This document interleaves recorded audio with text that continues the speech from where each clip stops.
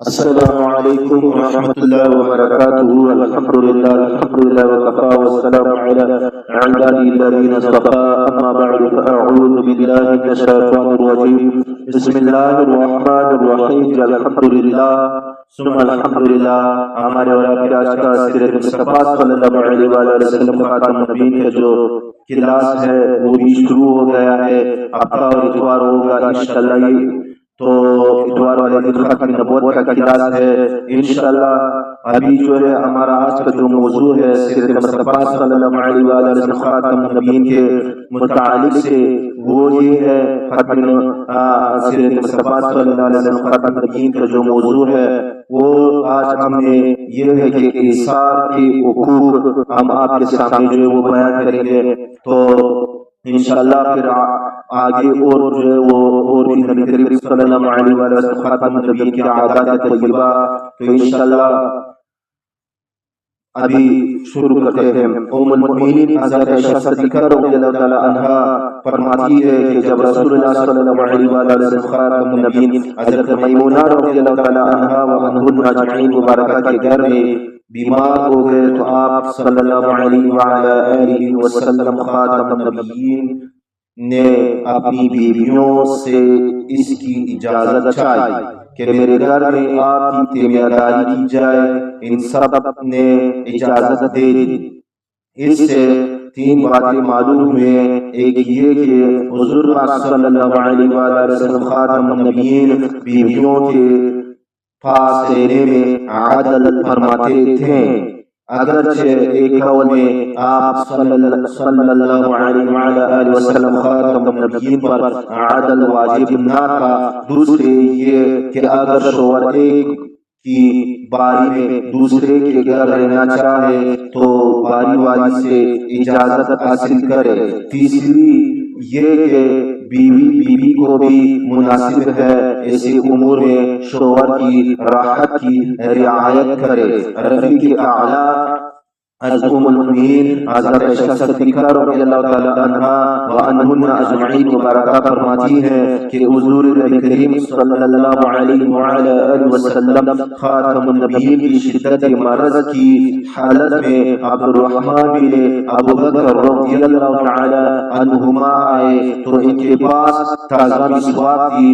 حضور پاک صلی اللہ علیہ وآلہ وسلم خاتم النبیین نے ان کی طرف دیکھا، میں نے خیال کیا کہ آپ صلی اللہ علیہ وآلہ وسلم خاتم النبیین کو اس کی خواہش ہے۔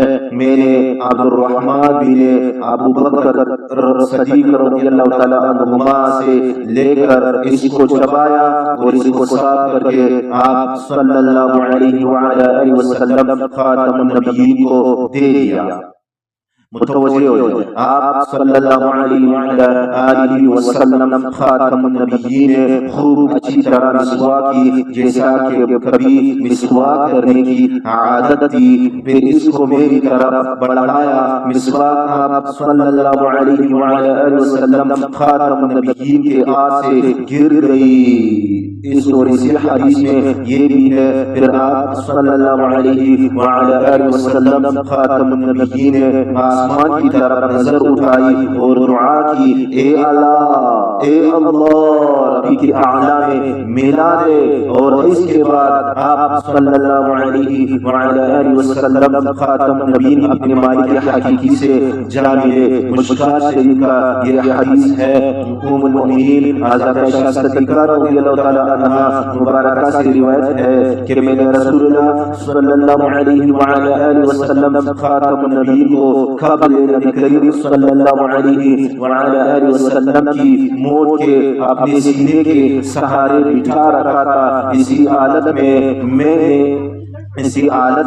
نے آپ صلی اللہ علیہ وآلہ وسلم خاتم النبیین کو یہ کہتے ہوئے سنا، اے اللہ میری مغفرت فرما اور مجھ پر رحم فرما اور مجھ کو رفیق اعلیٰ میں شامل فرما، یعنی ارواح طیبہ و ملائکہ کی جماعت میں۔ بعض اہل قرب حق کے لیے ازواج و اولاد سے بعد کو شرط سمجھتے ہیں۔ اس میں راہ ہے کہ اس کا دیکھیں اس وقت سے زیادہ کون وقت ہوگا۔ قرب حق کا، اور اس میں بی بی سے اتنا قرب ہے کہ ان کے سہارے لگے بیٹھے ہیں۔ اہل غلو نے قرب کی حقیقت ہی نہیں سمجھی، اس کی حقیقت ذکر و اطاعت ہے۔ اگر بی بی اس میں معین ہو تو یہ تعلق اس قرب کا مؤقت ہے۔ آج نبی کریم صلی اللہ علیہ وآلہ وسلم کا خاتم نبی کا جو کھانے کی آداب ہے وہ ہمارے لوگوں میں بالکل نہیں ہوتے ہیں۔ مجھے اس بات پہ جو ہے بہت افسوس ہوتے ہیں کہ ہمارے لوگ جو ہے وہ یہ دعویٰ کرتے ہیں کہ ہم مسلمان ہیں، ہم حضرت محمد رسول اللہ خاتم النبی صلی اللہ علیہ وآلہ وسلم کے امتی ہے، دعوت سب کرتے ہیں، مگر اس بات کو جو ہے وہ اس کے سنت کو فالو نہیں کرتے، اس صحابہ کے نقش قدم پہ نہیں جاتے۔ یہ ہم کیسے مسلمان ہیں، ہم کیسے یہ دعویٰ کرتے ہیں؟ عمل شاید کہتے ہیں عمل سے بنی ہے زندگی، جنت بھی جہنم بھی، عمل سے بنی ہے زندگی، جنت بھی جہنم بھی۔ یہ خاکی اپنی فطرت ہے نوری نہ ناری، یہ خاکی اپنی فطرت ہے نوری نہ ناری۔ کیسے مسلمان ہیں؟ کھانے پینے کا اللہ کے حبیب صلی اللہ علیہ وآلہ وسلم خاتم النبیین کے کھانے کا جو آداب ہے وہ دیکھ لیجئے۔ آداب مطیبہ حضور پاک صلی اللہ علیہ وآلہ وسلم خاتم النبیین ٹھیک لگا کر کھانا تناول نہیں فرماتے۔ آپ صلی اللہ علیہ وآلہ وسلم خاتم النبیین فرماتے تھے میں بندہ ہوں اور بندوں کے مانند بیچتا ہوں اور ایسے ہی کھاتا ہوں جیسے بندے کھاتے ہیں۔ حضور پاک صلی اللہ علیہ وآلہ وسلم خاتم النبیین کی نشست اس قسم کی تھی کہ گویا گھٹنوں کے بل ابھی کھڑے ہو جائیں گے، یعنی اکھڑوں بیٹھ کر ایک لگانے سے مراد جم کر بیٹھنا اور کھانے کے وقت چوکڑی مار کر سرین پر بیٹھنا اس بیٹھنے کے مانند ہے جو کسی چیز کو اپنے نیچے رکھ کر ٹیک لگا کر بیٹھے۔ قاضی عیاض یہ کتاب آپ دیکھ لیجئے۔ صاحب محدب کہتے ہیں کھانے کے لیے اس طرح بیٹھنا مستحب ہے کہ دونوں رانوں کو کھڑا کرے اور دونوں قدموں کی پشت پر نشست رکھے کر کے، یا اس طرح کہ دائیں پاؤں کو کھڑا کرے اور بائیں پاؤں پر بیٹھے۔ ابن قیم رحمۃ اللہ علیہ نے بیان کیا کہ حضور پاک صلی اللہ علیہ وآلہ وسلم خاتم النبیین تواضع و ادب کی خاطر بائیں قدم کے اندر کی جانب کو دائیں قدم کی پشت پر رکھتے تھے۔ حضور پاک صلی اللہ علیہ وآلہ وسلم خاتم النبیین کی تواضع میں سے ایک یہ بھی ہے کہ آپ صلی اللہ علیہ وآلہ وسلم خاتم النبیین کھانے میں کبھی عیب نہ بتاتے تھے، اگر چاہ تو کھا لیا ورنہ چھوڑ دیا، اور یہ کبھی نہ فرمایا کہ یہ کھانا برا ہے، ترش ہے، نمک زیادہ ہے یا کم ہے، شوربا گاڑھا ہے یا پتلا ہے۔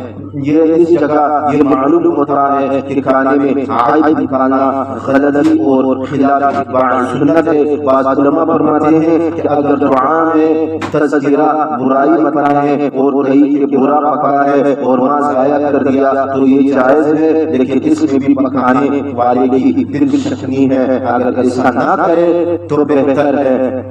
حضور پاک صلی اللہ علیہ وآلہ وسلم خاتم النبیین کھانے کی ابتدا میں بسم اللہ پڑھتے اور آخر میں حمد کرتے، الحمدللہ حمدا کثیرا طیبا مبارکا فیہ۔ آپ صلی اللہ علیہ وآلہ وسلم خاتم النبیین کھانے سے پہلے ہاتھ دھوتے اور سیدھے ہاتھ سے اپنے سامنے سے کھانا شروع کرتے۔ کھانا اگر برتن کی چوٹی تک ہوتا تو آپ صلی اللہ علیہ وآلہ وسلم خاتم النبیین چوٹی سے کھانا شروع نہ فرماتے بلکہ اپنے سامنے نیچے کی جانب سے شروع کرتے اور فرماتے کہ کھانے میں برکت چوٹی ہی میں ہوتی ہے۔ خصائل نبوی نشر الطیب ترمذی ابن ماجہ مشکات بھی آتا ہے، آپ دیکھ لیجئے۔ آپ صلی اللہ علیہ وآلہ وسلم خاتم النبیین جب کسی کھانے میں ہاتھ ڈالتے تو انگلیوں کی جڑوں تک کھانے میں نہیں پڑتے۔ نشر الطیب جی الحمدللہ ہمارے والا کیا جو واسرت مصطفیٰ صلی اللہ علیہ وسلم خاتم النبیین کا جو سبق ہے وہ امتحان پذیر پہ پہنچ گیا ہے۔ تو